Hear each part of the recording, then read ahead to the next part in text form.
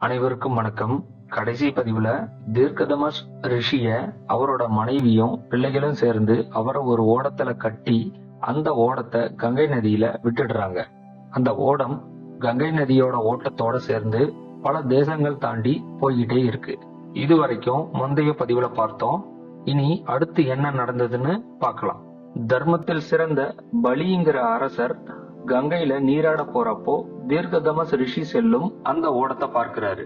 தர்ம சித்தமும் பராக்கிரமும் கொண்ட அந்த பலி மகாராஜா அந்த ஓடத்தை தடுத்து நிறுத்தி தீர்க்கதமஸ் முனிவரை காப்பாத்துறாரு.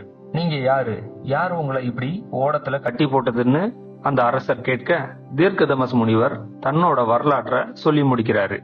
அதை கேட்ட பலி மகாராஜா அந்த ரிஷிய வணங்கி, மிகுந்த மகிமை கொண்ட நீங்க என்னோட மனைவிக்கு தர்ம சாஸ்திரத்திலும் ராஜ நீதியிலும் வல்லவர்களான புத்திரர்களை உண்டாக்கணும், எனக்கு வாரிசு வேணும்னு வேண்டி கேட்டுக்கிறாரு.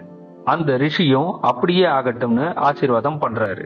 பிறகு பலி மகாராஜா தன் மனைவியான சுதேஷ்ணியை அந்த தீர்க்கதமஸ் முனிவர் கிட்ட அனுப்புறாரு. அந்த ரிஷி கிழவர், அது மட்டும் இல்லாம குருடர் அப்படிங்கிற காரணத்தால சுதேஷ்ணைக்கு அவரோட சேர விருப்பமே இல்லை. அதனால தனக்கு பதிலா தன்னோட பணிப்பெண்ணின் மகளை அந்த ரிஷி கிட்ட அனுப்புறாங்க. தீர்க்கதமஸ் அந்த பணிப்பெண்ணின் கர்ப்பத்துல கஷிவான் முதலிய 11 புத்திரர்களை உண்டு பண்றாரு. அந்த 11 புத்திரர்களும் வேதம் பயில்வதை பார்த்த பலி மகாராஜா, இவர்கள் என்னுடைய புத்திரர்களா அப்படின்னு கேட்க, புத்தி இல்லாத உன் மனைவி என்னை அவமதித்து பணிப்பெண்ணின் மகளை எனக்கு அனுப்பினாள். அந்த பணிப்பெண்ணுக்கும் எனக்கும் பிறந்ததால இவர்கள் என்னோட புத்திரர்கள், உன்னோட புத்திரர்கள் அல்ல அப்படின்னு சொல்லி தீர்க்கதமஸ் முனிவர் சொல்றாரு. பலி மகாராஜா தன் மனைவிக்காக பல முறை மன்னிப்பு வேண்டி மீண்டும் தன் மனைவிய அந்த ரிஷி கிட்ட அனுப்புறாரு. வேற வழி இல்லாததால சுதேஷ்ணையும் அந்த ரிஷி கிட்ட போறாங்க.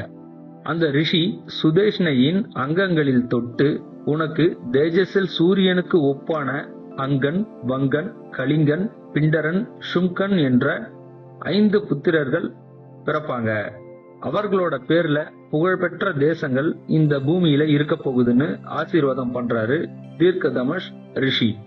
அங்கனுடைய தேசம் அங்க தேசம் என்றும், வங்கனுடைய தேசம் வங்க தேசம் என்றும், கலிங்கனுடைய தேசம் கலிங்க தேசம் என்றும், பிண்டரனுடைய தேசம் பிண்டர தேசம் என்றும், ஷிம்கனுடைய தேசம் ஷிம்கம் என்றும் இந்த பூமியில புகழ்பெற்று விளங்கியது.